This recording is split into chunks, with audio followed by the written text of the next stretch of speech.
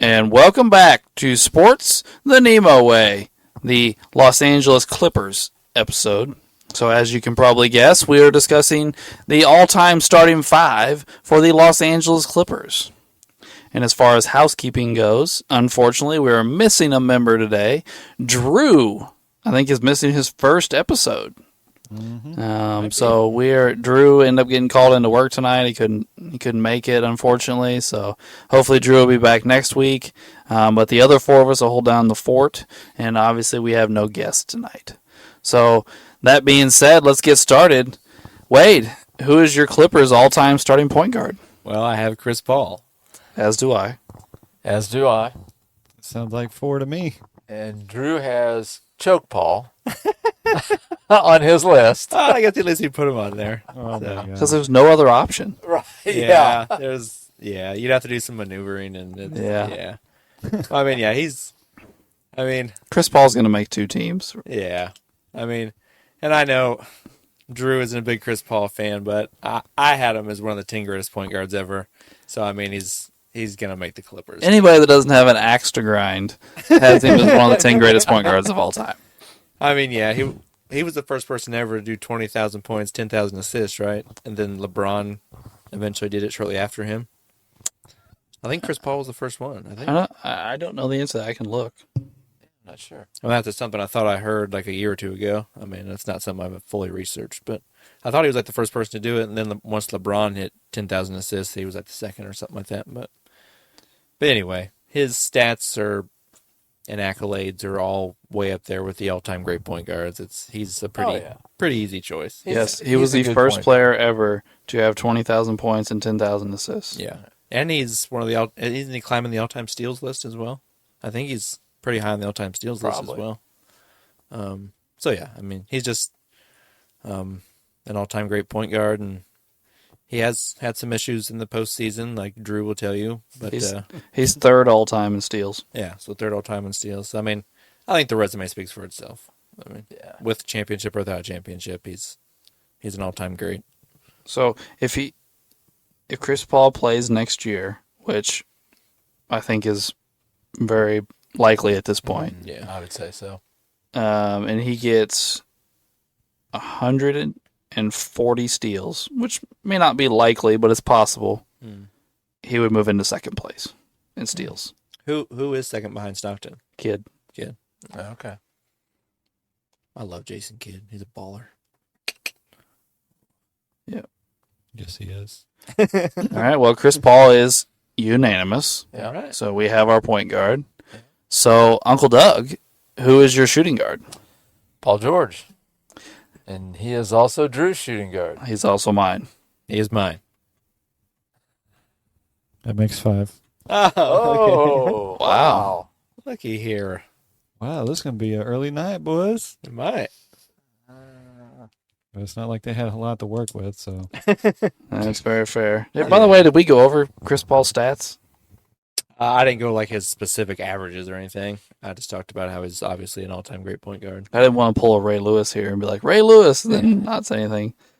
But his career numbers are 18 points, 4 rebounds, and 9 assists on 47% shooting, 37% from three, and 87% from the line. That's Chris Paul's numbers. His accolades are extremely impressive as well, aren't they? Yeah. Yes, he's a got lots to- 12-time All-Star, 5-time assist champ, 6-time steals champ. He's an 11-time All-NBA. He was an All-Rookie and Rookie of the Year. He's 11-time All-Defense. He's in the 75th anniversary team, and he has an All-Star Game MVP. Yeah. I think that speaks for itself. Yeah. Yeah. 11 All-NBAs, 9 All-Defense. That's pretty good. It's rare territory. Yeah. Anyway, Paul George, Uncle Doug, what do you want to tell us? At least his Clippers numbers. I think these are his Clippers numbers.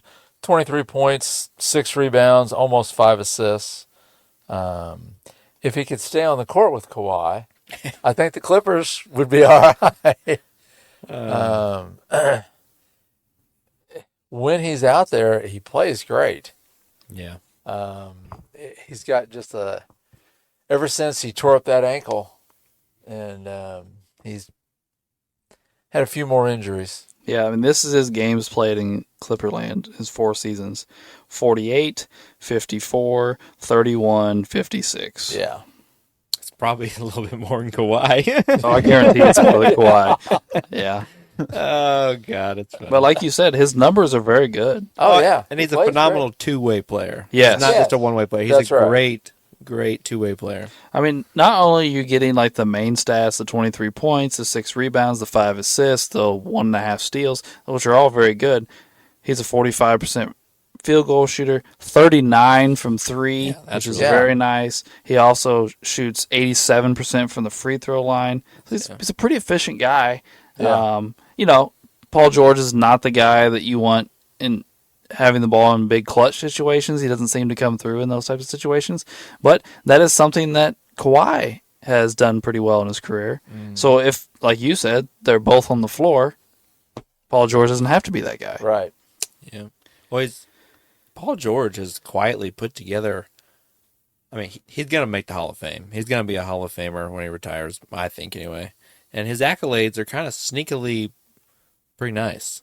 Like his career accolades, they kind of sneak up on you. Here's the thing.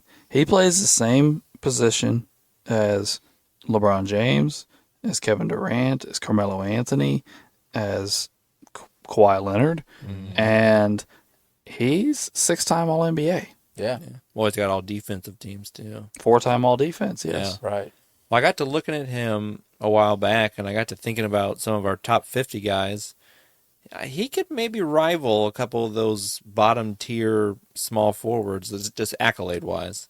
Yeah. That some of us brought up. And all his overall career numbers are pretty good. It's 20 points, 6 rebounds, 3 assists, 43, 38, 85.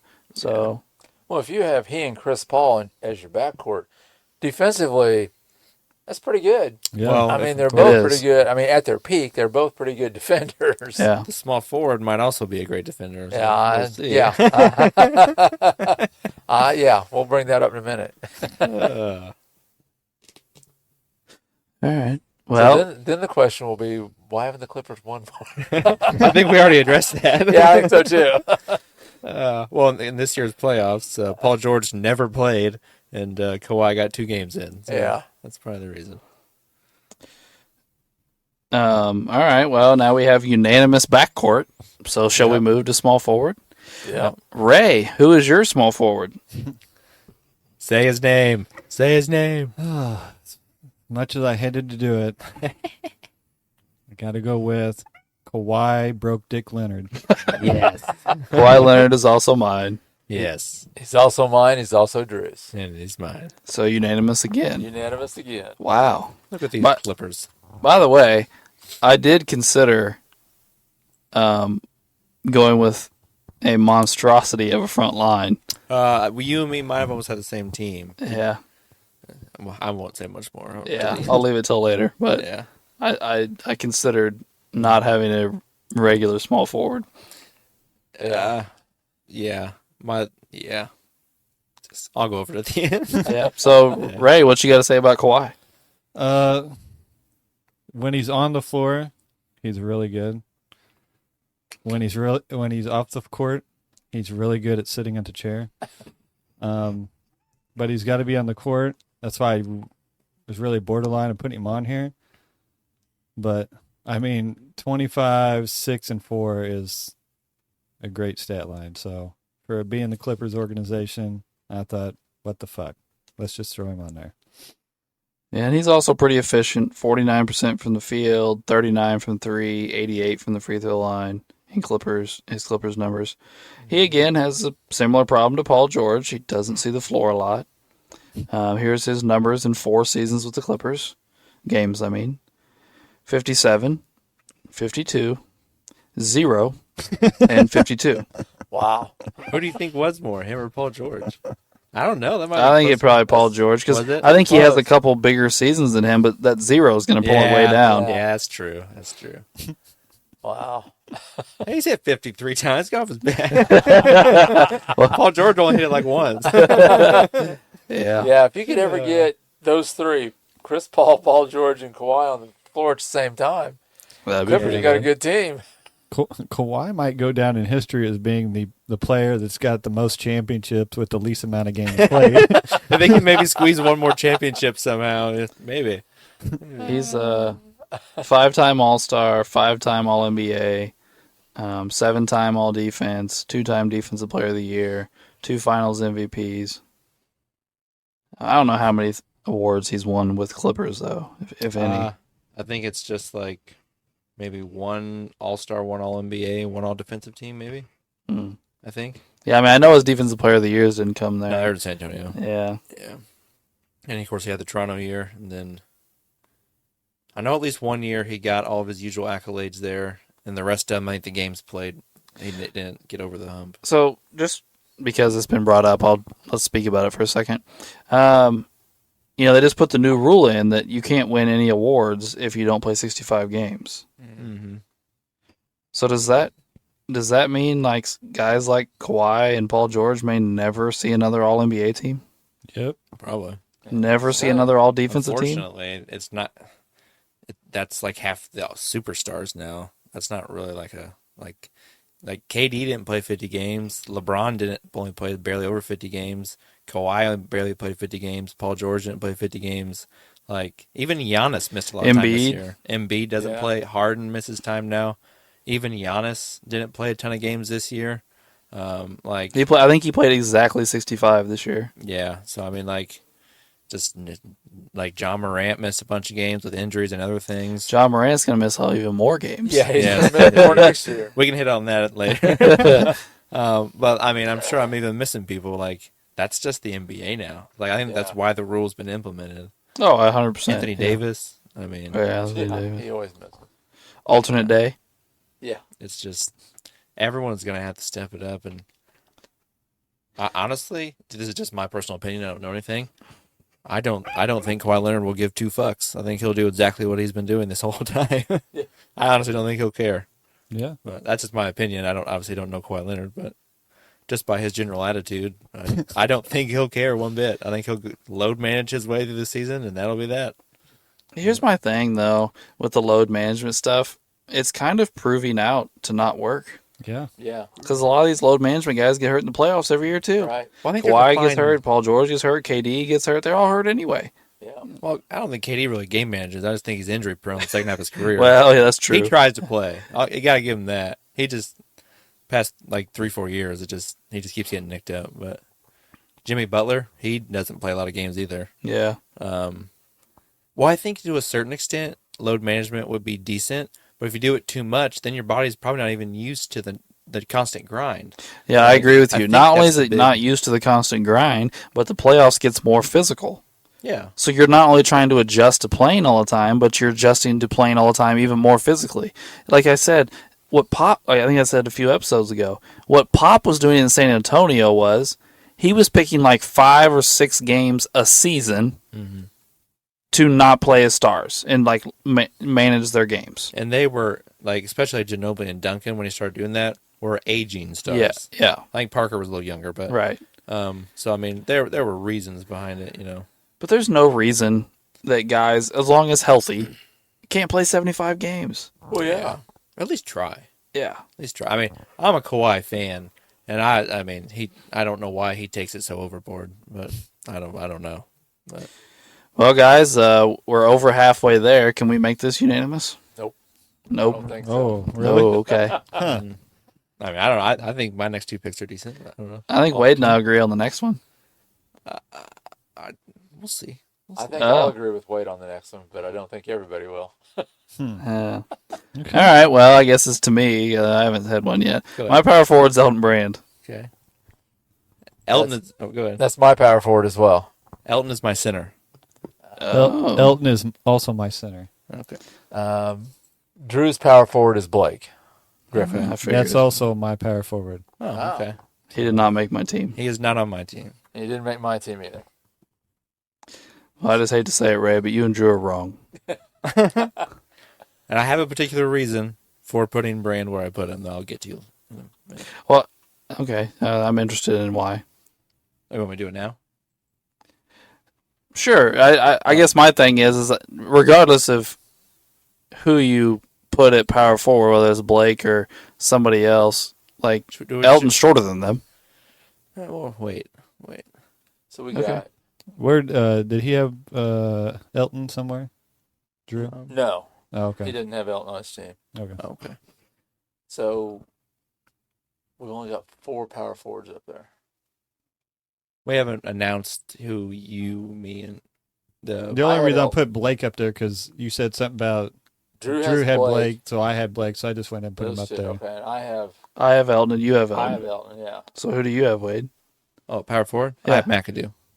Mac- Oh, He's my center. and he's my center. Okay, yeah. Sorry, I mixed that all up. But yeah. I got So we have this. We have the same 2 guys. You Yeah. just flip flop. Yeah, we do. Same as me. Too. Okay, yeah. Yeah. All 3 of us have the same Yeah, team. I feel like you couldn't not put McAdoo on, in my opinion, but he knows to put Brand on. But Drew has McAdoo at center as well. If you want to go ahead and put it up. Okay. So all right. I figured between the 3 pretty much power forwards that we would see all 3. And the lineup that you were referring to, Alex, the big lineup, the lineup that I originally walked in this apartment with was Chris Paul, Kawhi Leonard, Bob McAdoo.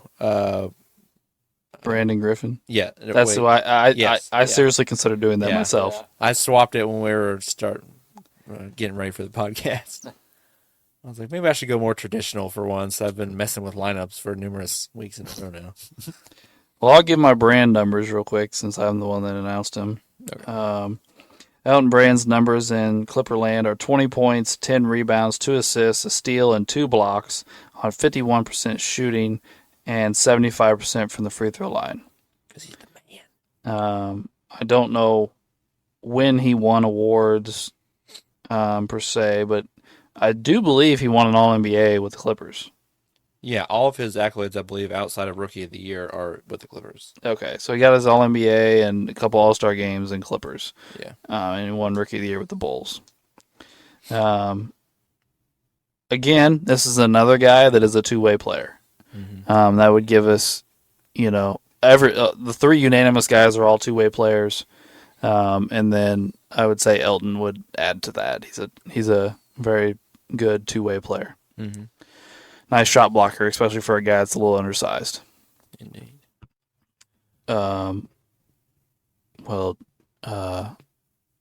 Ray, do you want to talk about Blake since you had him? Yeah. Blake jumping over to Hoopty Grifton had 21.6 points, 9 rebounds, 4.2 assists, and a steal.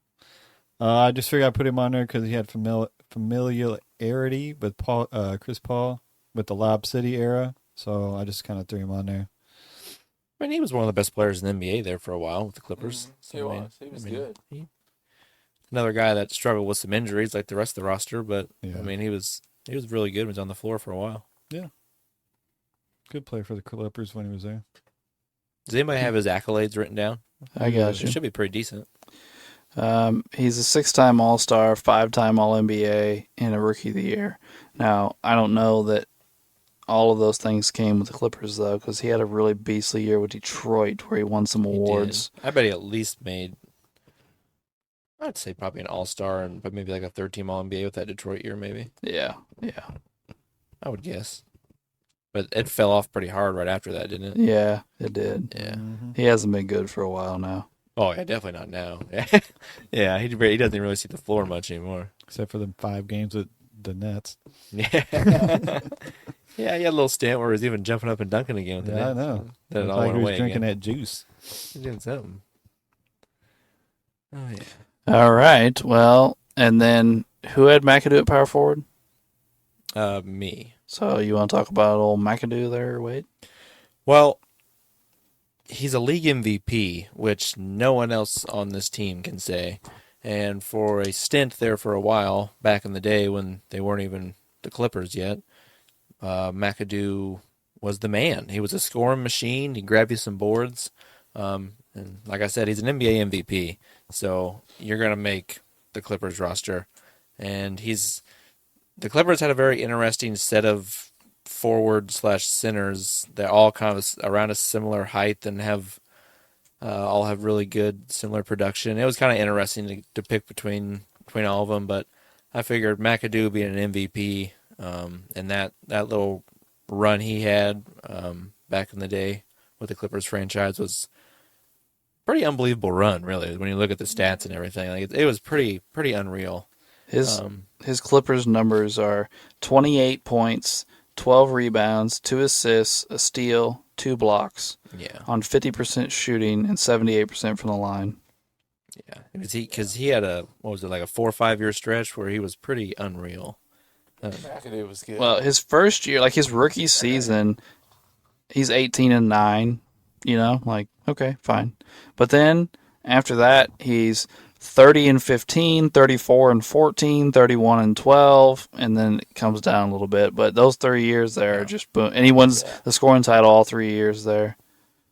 So Yeah, it was an unbelievable run. What was that? 70s, correct? Or was it 80s? that was the 70s. He plays until 86, but because he got, what, 1 or 2 rings with the Lakers? I think so. Yeah. He played power forward for the Lakers for at least a couple years. I mean, he plays on the Lakers for 4 years, but I don't know. I was thinking at least 1, maybe 2 titles, but I don't remember exactly the timing. Was he there with like Jamal Wilkes and stuff I think he was a little after that, maybe. after? Gotcha. Sometimes you have some of those really good players that came in and out of like the Lakers and Celtics, and it's hard to kind of piece who was They there had with a who. revolving door at power forward there for a while. They had some interesting guys, but McAdoo, McAdoo, and Rambis, Michael Thompson were Thompson. the good Yeah. ones. Yeah, They had some other ones. and that's Clay's dad, right? Yes. Michael. Yeah. Yeah. Michael was good. He won a title or 2 with the Lakers. Because wasn't Michael like putting up like pretty good numbers? Then he chose to come play with the Lakers to win. Yeah, he'd kind of been I forget where he was they at traded for before, him or but he something was like like The Lakers traded for him, yeah. yeah, it was like the number 1 wherever he'd been before. Yeah. Well, didn't they win a championship in college? Didn't him and McHale play together in college? Ooh, I don't know. Where did McHale go to college? Minnesota. McHale went to Minnesota. I'm not sure about Thompson. Yeah, I don't know.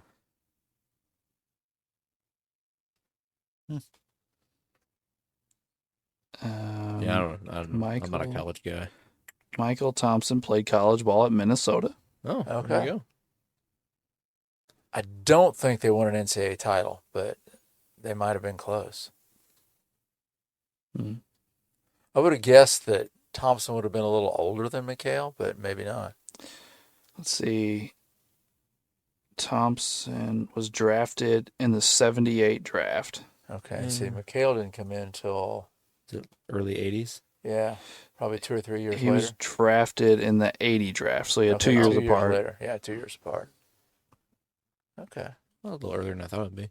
Well, I knew Michael Thompson was from the Bahamas, but I didn't realize he went to Minnesota to play basketball. A little drastic difference there. Yeah, no kidding. Well, guys, we got to make a decision here at power forward and center. For a decent amount of us in the room, it doesn't really matter the people; it's just the positions. But Ray doesn't have McAdoo, and Ray and Drew have Blake. But Elton has 4 votes, and McAdoo has 4 votes. Yeah. So Well, I can go ahead and make this real simple. okay, I'll go ahead and throw on McAdoo. okay. That'll work. Where do you put him on power forward? You had Elton as center, right? Yeah. Okay, all right, I got you. Yeah, just So that leaves Drew on an island with Blake. yeah. Yeah. Well, Well, since Drew's not here the way we've been doing it is if the person's not here to defend themselves, their vote doesn't count. Right. Yeah, I listened to the Detroit episode. Yeah. I was like, "Come on, Ray, get Sorry, Rodman Drew. on there." Okay, so essentially at this point, we're just deciding which guy's going to play power forward and which guy's going to play center, Right. I don't Yeah. think which it- doesn't really matter. It didn't matter. Although I will say this, I don't know what their real weights are, but they have McAdoo listed at 210 and Brand listed at 275. Brand was big. Brand was always a big guy, and Brand has one of the longest wingspans in NBA history. At over 7.5 feet long. So that's why he was such a great defender. Those arms.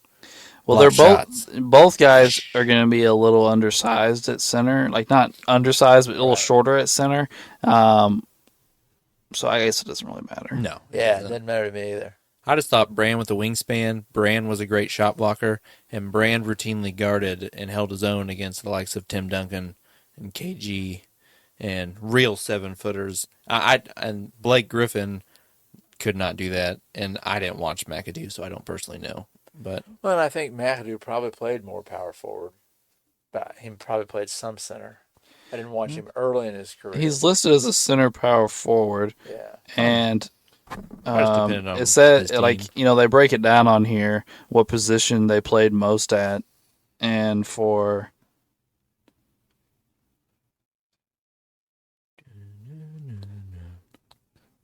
14 years of his career, he played more games at center, but then he has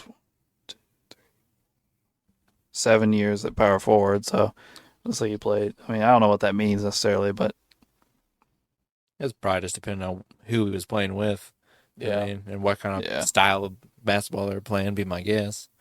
Because, I mean, he was a pretty athletic guy, wasn't he? I Oh, mean, yeah. Real athletic, yeah. And he wasn't going to play center with Jabbar, so he Yeah. had to go power forward when he went to the Lakers. Yeah. And I mean, I don't know if I've even watched a video of those old Buffalo teams when he was dominating on the...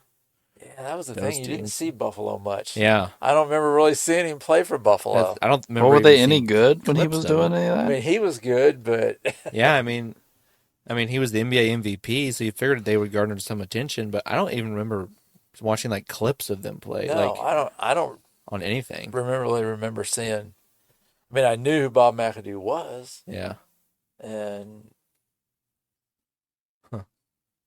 it's kind of crazy. I picked his best year that he averaged 34 and 14 and clicked on it, and they lost in the first round of the playoffs. who else was on the team? Yeah, that's what I'm looking at here. Bob McAdoo, Randy Smith, Jim McMillan, Gar Hurd, Heard, yeah. Hard, Ken Charles, Jack Marin, Bob Weiss, Lee Winfeld, Dale Schluster, Jim Washington, and Paul Ruffner. Okay, well, I remember Garherd and Randy Smith. I at least looked at for shooting guard for the Clippers. He averaged almost 18 points, 4 rebounds, and almost 5 assists. Yeah, he's got an All-NBA and a couple All-Star games. Yeah, so I mean, Randy Smith was a pretty decent guard. I remember Garherd, and there you mentioned another guy I think that was like a forward or something that I'd heard of, but not too many of those guys. Yeah, those aren't household names by any means. And they lost to the Bullets with Elvin Hayes and Wes Unseld. Yeah, Yeah. there you go. That'll happen. Yeah, with those two, they probably beat the crap out of McAdoo. Oh yeah, I guarantee that was Wes Unseld's main job. Yeah.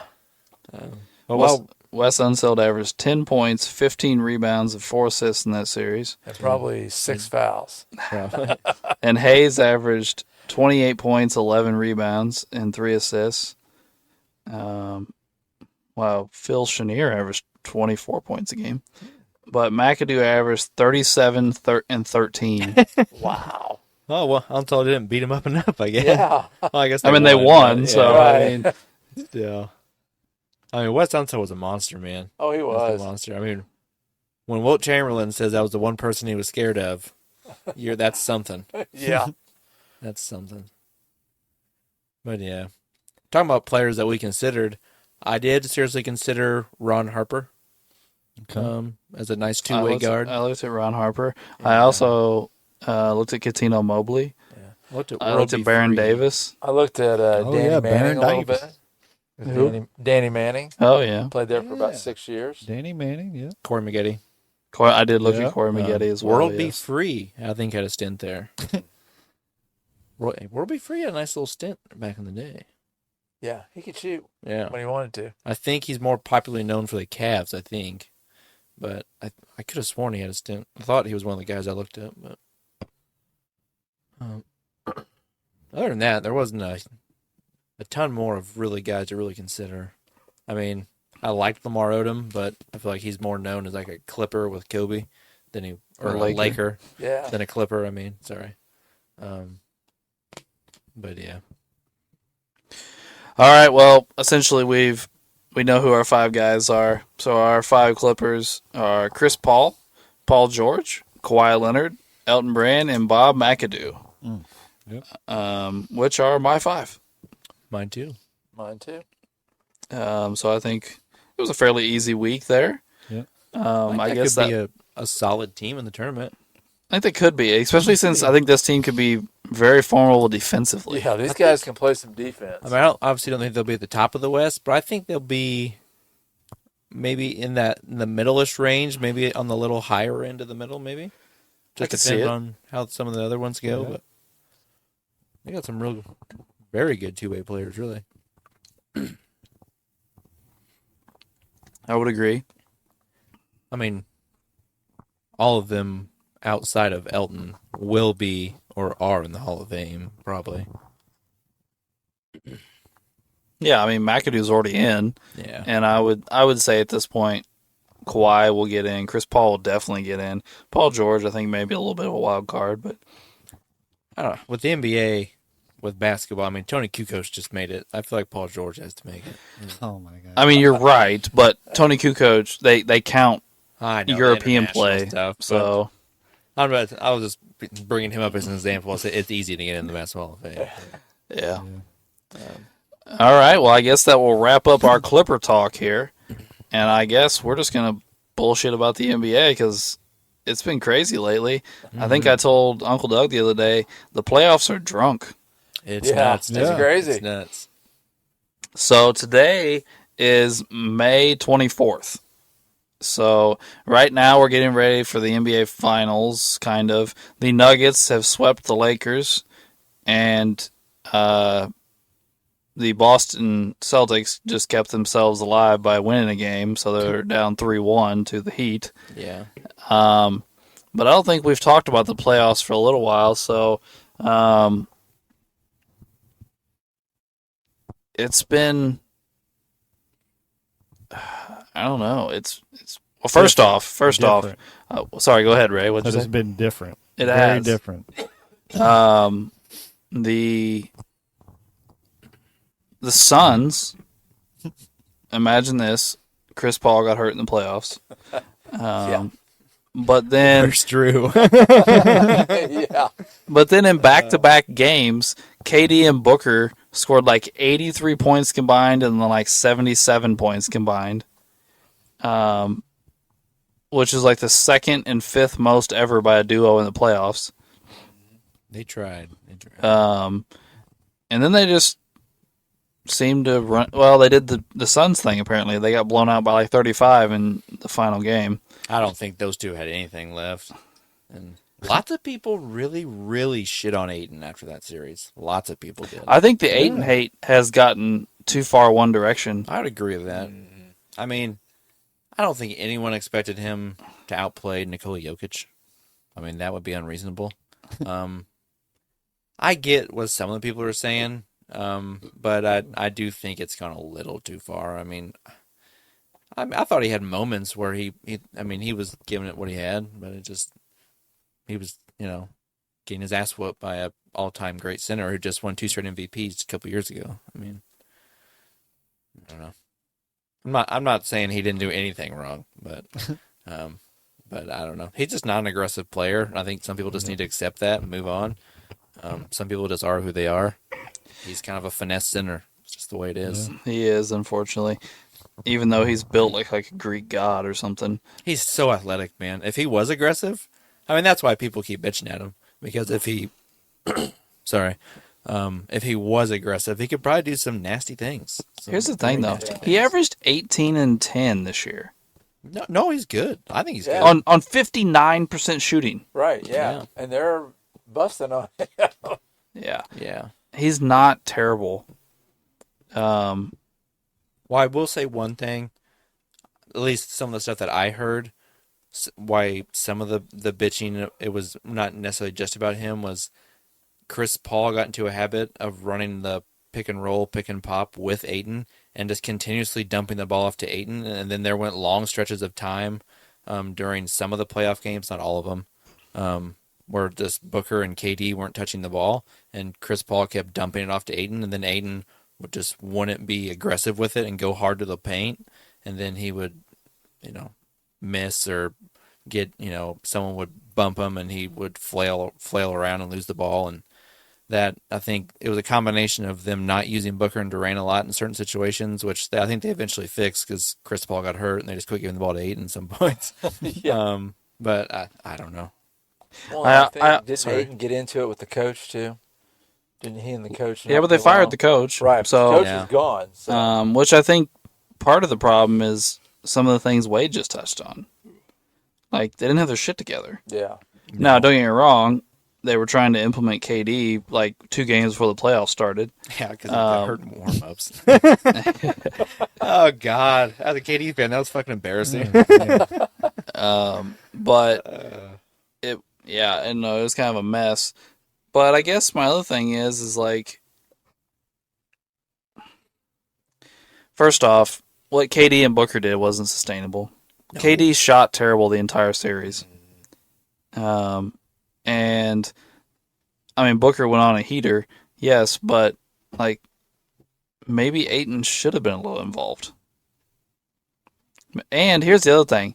Very few guys have proven out in the NBA history, maybe like Dennis Rodman, PJ Tucker, guys like that, but very few guys can go the entire game and barely touch the ball and still be super engaged everywhere else. Right.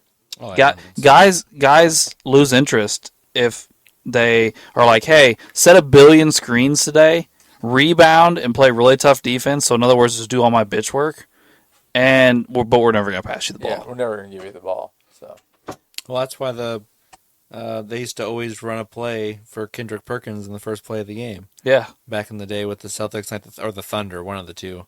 They always did that, so he would get pumped up to go play defense and set picks. Yeah. Yeah. Yep. Well, the Pistons used to do it with Ben Wallace. They did, yeah. They used to have Ben Wallace too, and then he, get him pumped up, and then that huge man just went berserk. Yeah. But I also really think if you trade, I'm not saying he's going to be a superstar or he's going to be anything, but I really think if you traded DeAndre Ayton someplace that wasn't necessarily trying to win a championship right now, he'd probably run off a bunch of good seasons in a row. Oh, yeah. At the very least, he could be Karl Anthony Towns. Oh, yeah. Well, I think James Wiseman kind of just proved it's all about opportunity. Yeah. It's all about who, well, I shouldn't say all about. A lot of it is, though. A lot of it is the situation you're in, who you play with, what kind of team you're on. James Wiseman was just considered an absolute bust, and the Warriors wouldn't even keep him out of the G League. And he goes and plays for the Pistons and rattled off some really nice games and had some quality into the season. He did. To where he looked like not just like an NBA player, but a quality NBA player. I never understood why the Warriors didn't give him a chance. I mean, usually they're pretty good about, maximizing talent. Yeah. But they never really even gave him a chance. Well, they don't give Kuminga or Moody chances either. Yeah, that's true. They don't. The thing is Kerr doesn't let guys play through mistakes unless you're a superstar. Because Steph Curry throws the ball in the second or third row about 5 times a game, but he doesn't get pulled. I'm not saying he should. He's Steph Curry, right. But let's take in the Lakers series. I think it was, I can't remember which game it was, 4 or 5, somewhere in there. Where Steph called the timeout they didn't have. Well, that was against the Kings. Yeah, that was against the Kings. That was against the Kings, but he did do that. Yeah. But not only that, but it's a 1-possession game, like 2-point game, a game the Warriors need, and the Warriors have the ball. They give the ball to Draymond. Draymond goes flying down into the lane, completely out of control, and just chucks the ball to a Laker. Yeah. Just no Warrior standing anywhere close to him. Just gives the ball to the Lakers. Draymond does that also quite frequently. He does. Yeah. And then they come back down. There's a loose ball. Steph Curry ends up with it. And that's when he just takes the ball and throws it over his head out of bounds. Right. There's not a single player over there, not a Laker, not a Warrior, nothing. Just chucks it over his head out of bounds. Yeah. So that's 2 straight wasted possessions over dumbass plays. Then Clay who shot like 4 for 80 in the series. God awful series for Klay Thompson. Supposed to be one of the greatest shooters of all time. He walked around flashing 4 to everybody. 4, 4, 4, 4. Apparently that meant 4 made shots, not 4 championships. It meant I'm the 4th best player on my team, though. But he pulls up from like 35 feet for no reason with a guy on him, and then the next time down the floor, pulls up again and just bricks 2 really deep threes for no reason. And finally, the Lakers get a bucket and start pulling away. And I'm like, you guys kept going down there and getting stops and coming down here and just fucking around on offense and turning the ball over. But if any of these young guys make a single mistake, oh my goodness, you didn't make the right defensive rotation, pull them out of the game, don't let them play the rest of the game. Well, it comes down to they got greedy and just thought they were just a better organization than everybody because they had a nice little dynasty. Yeah. And they thought, we're going to do something no one else has ever done. We're going to win championships and do a rebuild at the same time. We're going to rebuild this generation and keep this generation. And then it didn't work, and they couldn't pull it off. Because the old generation decked the new generation. Yeah. Yeah. Yeah, and after that, Yep. he also sucked. Jordan Poole had sucked. a bad year. Yeah, he did. Oh, he did. Well, In the Lakers series, he was not good. No, he didn't have a great year. The playoffs got, I think, worse. Well, he wasn't good in the playoffs last year. It was. Well, I think he had a couple of good games, and then it kind of declined. I think he kind of got. Well, they won the championship last year, so he got some positive attention, and he had some big games. This is just a rough year for him, I guess. Everybody keeps saying, "Oh, Orlando needs a trade for him." I'm like, no, I'll pass. I would not want Jordan Poole on my team.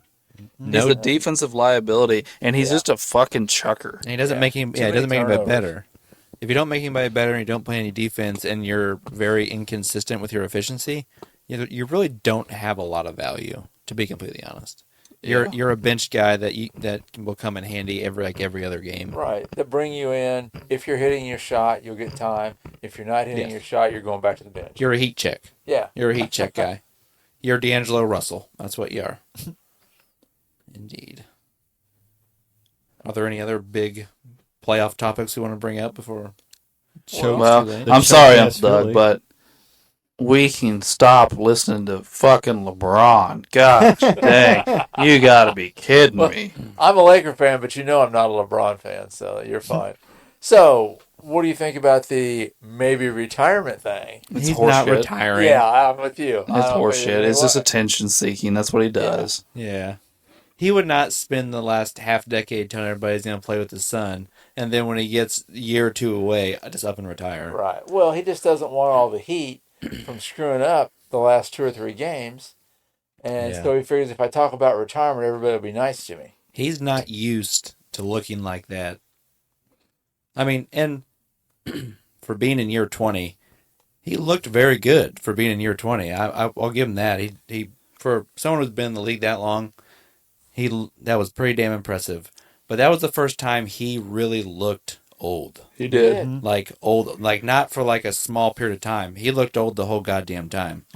And I think this is like the first year he's now realized I don't have it. Or maybe not to that extent, but I can't 100% just get mad and carry my team wherever I want to go, or at least to the finals. Yeah. Like, I think this was his first time he realized that and was like, oh, well, maybe I should play on this fact that I'm really old. Well, here's my thing. First off, if it took him till this year to realize that, I feel like he's a little slow because he's missed the playoffs 2 of the last 4 years. So if you can't even get your team to the playoffs, how are you going to be able to carry yourself to a championship? So there's that. Second off, I watch it every year. LeBron, Nick Wright, and Shannon Sharp pre-set up all the excuses before the playoffs start. Right. All year long, all everybody talked about was, oh my God, nobody at 38 could ever do this. Look what he's doing at 38, blah, blah, blah. And then now it's, well, he's old. He shouldn't be expected to do this. Right. Well, which one fucking is it? Okay, well, I have to bring it up just because it's kind of funny. It's probably not even true, but in the past 12 months, LeBron James has been called out by maybe somewhat reliable people for being on EPO, which is a steroid. Yes. Chael Sonnen, a very well-known MMA guy, says he talks about being on testosterone. They share the dealer. Yeah, he says, my guy is LeBron's guy. I know what he takes. He goes, we had the same steroid guy. He's like, I've been on steroids for 20 years. He goes, I could tell you what LeBron's cycle is. It caught a little media attention. It They did. tried to squash it real quick. They did, yeah. indeed. But right after that report, what happened to LeBron? His athleticism went away. He got hurt, and he was never the same again. Fishy. I didn't even think about that. There was that Chael Sonnen report. He was averaging like 32 a game when Chael Sonnen said that. Because he was chasing Jabbar. And he hadn't gotten hurt. Mhm. Like a month after that report came out, he got hurt. He started looking real slow. He lost all of his burst, and then he had not a bad playoff run, but for LeBron, there were just long periods of time where he didn't look like LeBron. He looked old. Yeah. Right. Well, especially at the end of the game. Yeah. I mean, at the end of the game, he was missing threes. He was turning the ball over. He was getting his shit blocked. He was missing layups. Yeah. The one game, Dunks. we had it down to like 2 points. Reeves drives baseline, hits him right in the hands with the ball, right out of bounds. Yeah. It's like, dude, he just gave you. Which Reeves looks like a great find. Yeah. He looks very good. And hopefully Great they can find. sign him. Yeah. The Bill Simmons or whatever, which me and Alex both listen to, thinks he'll get like $20 million after the performance he's had this year. Yeah. I think that's almost guaranteed. Well, $20 million is not what it used to be. Right. I mean, I say Jordan Poole just got like 35. So Yeah. well, I mean, superstars are raking in 60 a year now, or 50 or whatever it is. yeah, I think it's 50. But yeah. So I mean, I don't think 20 is out of the realm at all. But yeah, I just thought that was very convenient with LeBron. I don't know. Yeah, I just like it to was throw shit on interesting. LeBron. Yeah. Well, and I think Jokic is playing great. That team is He so in is. sync. And Murray Yeah. is finally back Porter's playing completely decent. from his injury. Yeah. You know, and they're really clicking. By the way, all those people that, a little after midseason or a little after the All-Star break that were everywhere for a while. That were saying how much Jokic was overrated and how he didn't deserve his MVPs and all that stuff. They're all real fucking quiet right now. Yeah. Where's Embiid? Yeah. Where's Yeah. Embiid and where's Joker? How'd Yeah. Embiid's Game 7 go? Dude, Embiid, I was talking to a guy at work today, and I was like, the best thing Embiid can do is shut the fuck up. Yes. He has whined like a little bitch for 3 years about how he deserves an MVP and nobody will give it to him, and how he should have been the MVP this year and didn't get it, and he should have been the MVP that year and didn't get it. And he's, changed coaches and changed co-stars and all these things. He finally gets his... And by the way, we've watched a rotation of people take the blame of that team underperforming in the playoffs and Right. Embiid getting off scot-free. Every time he gets off scot-free. And this year, he lays an egg in Game 7 after, by the way, Harden laid an egg in Game 7 too, but Harden almost single-handedly won 2 games in that series. No, he pretty much did win 2 games. As the second best player on the team, he did his job. He won 2 games.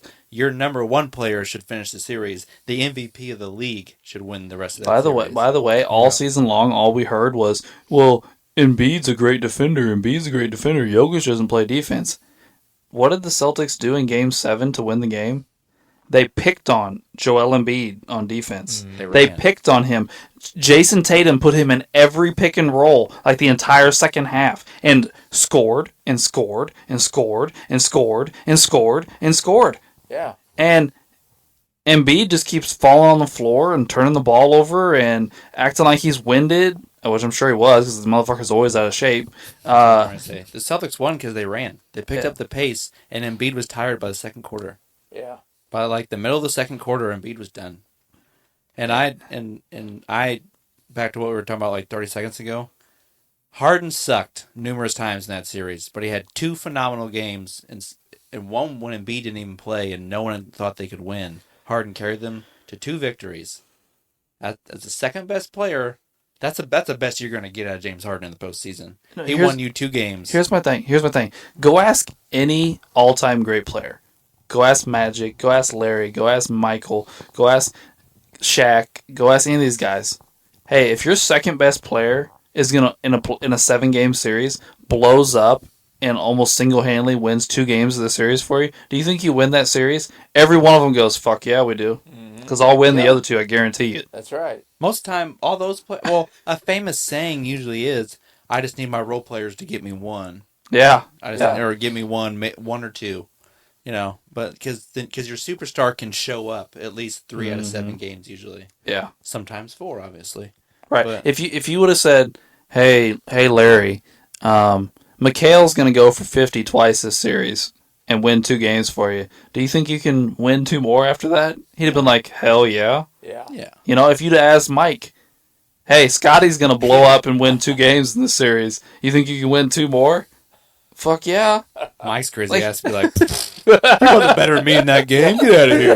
I'm going to win 3 before you win. Yeah. Psychopath. Yeah. Get the fuck out of here. Yeah, try to win 2. I'm going to win ahead of you. I'll block Scotty. I'll kick the ball. Fuck Scotty.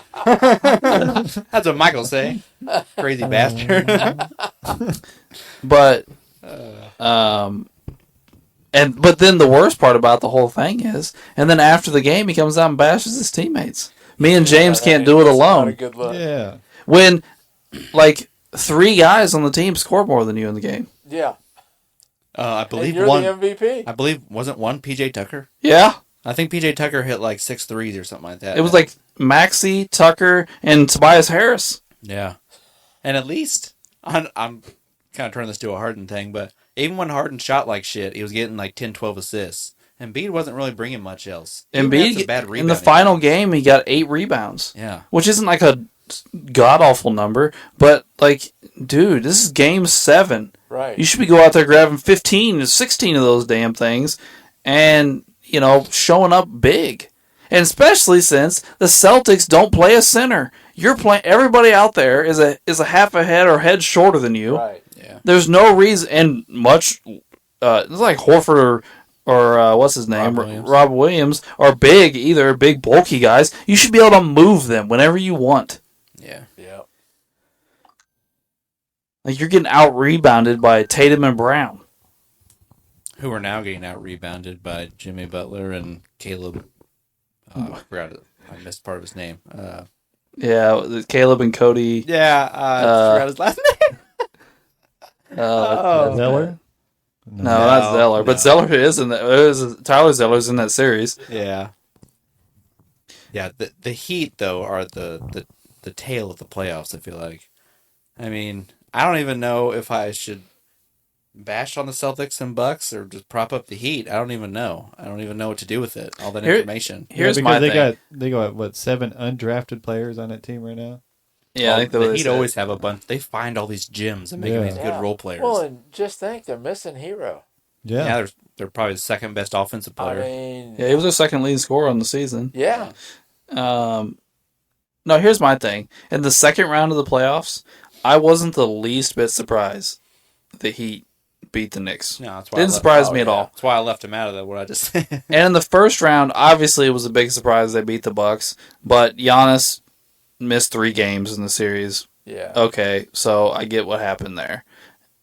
The Celtics series, I have no idea. And everybody's blaming Joe Mazzulla, which obviously Joe Mazzulla has not had a good playoffs coaching-wise, but I've watched all these games. A couple of those games, the Celtics didn't even fucking show up. And if the coach has to convince you to play hard in the Eastern Conference Finals, you're the problem, not the coach. Right. And this is a veteran-laden team that has made multiple deep playoff runs. They've made a finals and like 3 Eastern Conference Finals. Why are we acting like this is all on a coach? Because I don't know. Excuses. Jason Tatum has a very weird. Like, I shouldn't say weird. He's a very, very good player. He gets away with some of the worst shooting games I've ever seen out of a superstar that no one ever even talks about. I know. He has some of the shittiest nights I've ever seen, and they won't mention it. Bill Simmons talks about it. Bill Simmons is like, dude, he routinely will be like 4 or 5 of 18. It's like an every third game thing, or Yeah. sometimes every other game thing. Like, and I don't get it, and no one says a word. Like, people were upset with Kevin Durant. He averaged, he shot like 45% and averaged like 30 points. 45%, you want that up a little more. But, like, I don't know what Jason Tatum's is. I'm just like, we're so up and down with all these different players. And, we get mad at this one and not at that one. And It's just all over the place. And I just sometimes, like, Jaylen Brown, like, for this series right now, is shooting 10% from three-point land. 10%.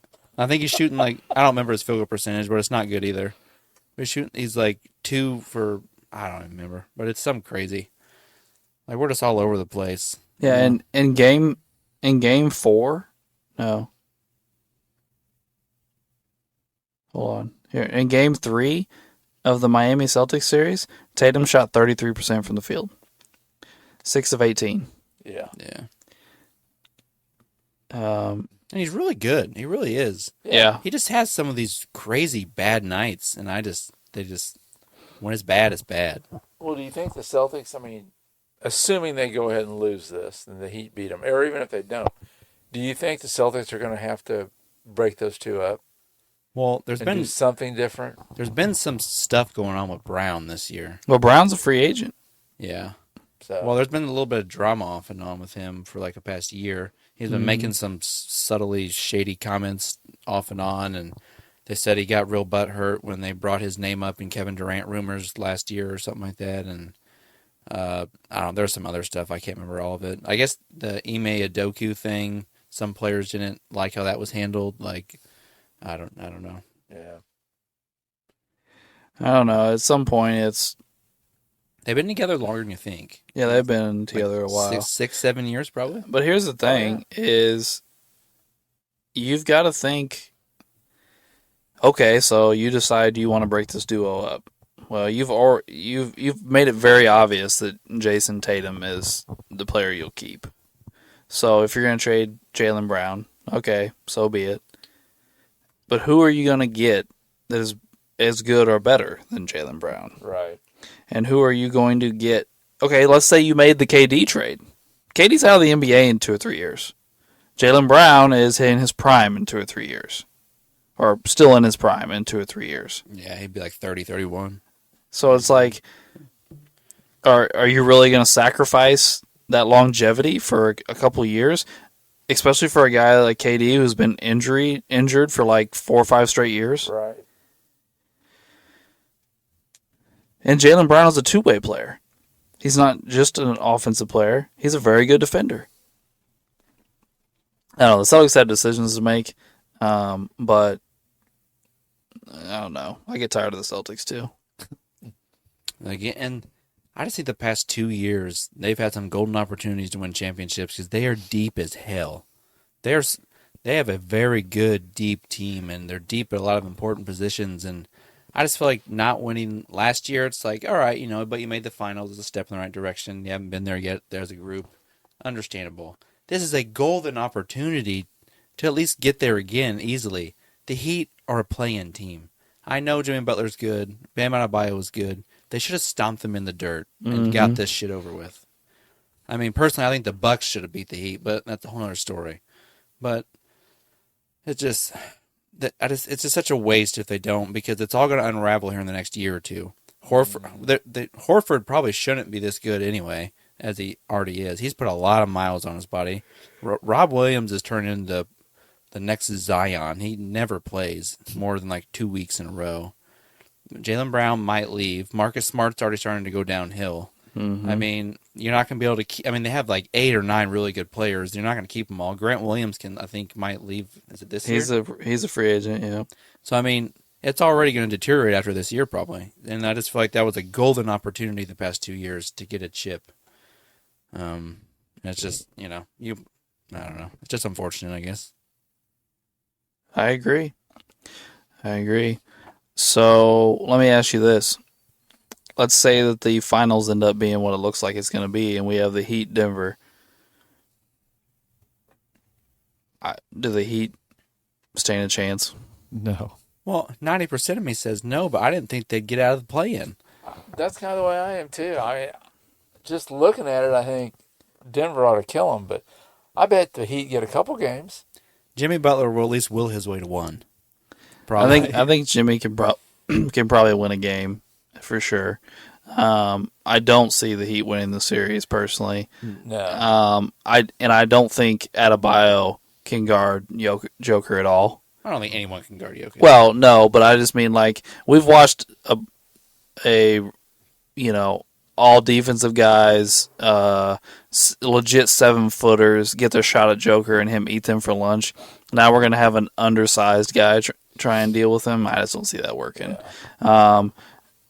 But I don't know. I mean, I guess I could be wrong, but I mean, I'm going to pick the Nuggets all day, every day. But you just don't know what you're going to get out of the Heat. That's the thing. Yeah. And you don't. And all it takes is one little injury for something just to completely flip on its head, or one giant momentum shift in a big game, and things can just go crazy. And the whole playoffs has just been that way this whole time. that's true. I mean, Would it be that surprising if Porter or Murray got hurt? I mean, not really. They both get hurt all the not time. really. That's Right. true. That's true. I mean, injuries will change anything. Yeah. And I think the Heat's only chance would be the Nuggets aren't a phenomenal defensive team. No. And if the Heat can get going from 3, I think they could steal a few games. And then you never know what's going to happen after you win at least a couple games. Jimmy might be able to bring you home. But I wonder I mean, maybe I'm wrong, but I think Malone's going to put Gordon on Butler. Gordon's a monster. And Gordon is a very good defender, and he's a lot bigger than Jimmy. And Jimmy does a lot of his damage in the post Right. against smaller guards. Guards he can get physical with. Well, that's not going to be the case with Gordon. Yeah. So I'll be interested to see how that matchup works, because he's not going to push Gordon around, and he's not going to rise up over Gordon regularly. So it's going to be, is he going to be able to get Gordon in foul trouble? Is things like that. That's what Jimmy does. The refs give Jimmy every fucking call he wants. And some of it he earns. Some of them he doesn't. Well, he's a pump fake machine. He is. He'll get 4 or 5 pump fakes in the same shot sometimes. He manipulates full games from the free throw line sometimes. He can shift the momentum like that. That's how he does it. He uses that free throw line so well. It's and a lot of it is him. Some of it's just the refs, but yeah. That would be my guess. He's just going to go hard into Gordon and keep trying to draw fouls until he gets them. That'd be my guess. So then he'll draw Caldwell Pope Or Bruce Brown, or Bruce Brown. who Yeah. are both good defenders. Yes. Yeah. That is Denver's defense. All the other players suck at defense. Yeah. Jokic gotten better, but not a great defender. Murray's not a good defender, and Porter's been flat out bad defender at times. Porter doesn't play defense. Yeah. That's the problem with Porter. Right. Yeah. But seriously, I'm not trying to get all up on Joker's jock here, but Joker's been so impressive in the playoffs. For 2 years, we've heard he didn't deserve his MVPs because he flamed out in the playoffs, which I thought was a little bit of a ridiculous thing to say anyway. But now I just feel like we're finally seeing Joker with his team. Right. I mean, last year, not only was Murray hurt, but so was Porter. So you're looking at your second and third leading scorers, both hurt, not playing, and Joker pushes the champs to 6 games and has a 40-point triple-double in the game he ends up going out on. Yeah. But no, Joker doesn't deserve his MVP because he lost in the playoffs. And So are we going to hear that about Embiid now? Embiid, I asked Biggie because Biggie hates Joker and thinks he's the most overrated player in the NBA, and he's been almost like Kendrick Perkins. He's been all on Embiid's jock all season. And I texted him the moment that Philadelphia lost and said, "So can we retract Embiid's MVP now since he lost in the playoffs?" And If that's what they're using against Joker, then yeah, personally, I would have voted for Giannis this year as the MVP. But I could see where all 3 of those guys had a case. Oh, yeah. I think They they were all all had close. legit cases.